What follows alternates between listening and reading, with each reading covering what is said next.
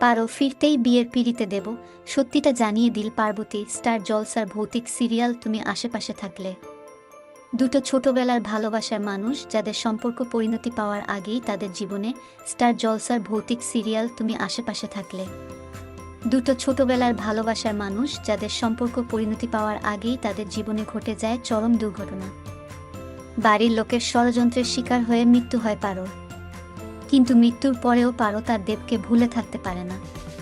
পারো সর্বদা দেবের আশেপাশেই থাকে অশরীরে। দেব আর পারো এভাবেই যখন তাদের জীবনটা কাটাচ্ছিল তাদের সামনে এসে উপস্থিত হয় পারোর হুবহু এক মুখের আরেকটি মেয়ে, যাকে প্রথমে সকলে পারো বলে ভুল করলেও পরে জানা যায় সে আসলে পারোর যমজ বোন পার্বতী। দেব আর পার্বতীর বিয়েটা হয়ে যায়। একটু একটু করে পার্বতী দেবের মনে জায়গা করে নেওয়ার যখন চেষ্টা করছিল তখন পার্বতীর জীবনে এল নতুন ঝড়। একটি মেয়ে উদ্ধার হয়, যাকে দেখতে আলাদা হলেও পারোর সাথে তার ভীষণ মিল। এখনো পর্যন্ত সে পারো বলেই সকলের কাছে প্রমাণিত। সবাই তাকে পারো বলেই মেনে নিয়েছে।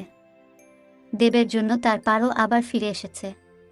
কিন্তু পারো আসতেই পার্বতী পর হয়ে গেছে দেবের জীবনে। সম্প্রতি একটি প্রোমো সামনে এসেছে, পারো আর দেবের বিয়ে।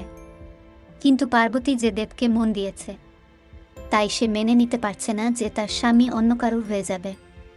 এদিকে পারো তার দেবকে নিজের করে পাবে ভেবে বেশ আনন্দে আছে। প্রোমোতে দেখা যাচ্ছে পার্বতী পারোকে বিয়ের সাজে সাজিয়ে দিচ্ছে, কিন্তু তার মনটা কেঁদে ওঠে।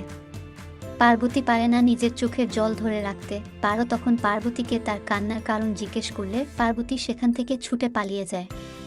ঠাকুরের কাছ থেকে নিজের শাখাপলা হাতে নিয়ে সে সিদ্ধান্ত নেয় যে পারোকে সব জানিয়ে দেবে। দেব তখন পার্বতীকে অস্বীকার করে বলে তুমি আমার স্ত্রী নও।